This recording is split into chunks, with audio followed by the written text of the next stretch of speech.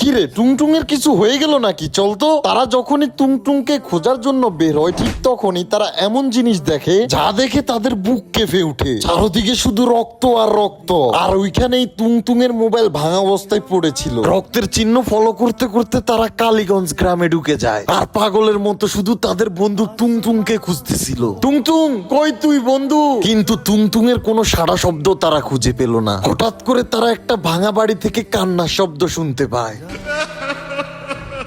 দুইজনই তাড়াতাড়ি করে ভিতরে চলে যায়। ভিতরে আসতেই তারা দেখে টুংটুংকে কে যেন ঘরের ভিতরে বেঁধে রেখেছে। তার পুরো শরীরই রক্তাক্ত ছিল, মনে হইতেছিল কেউ তাকে খুব মেরেছে। আচ্ছু কাঁপতে কাঁপতে বলে, কে করেছে তোর সাথে এমন কাজ? আমার এই অবস্থা আমার বন্ধু আরজু আর রাইস্টার করেছে। আরজু আর রাইস্টার করেছে।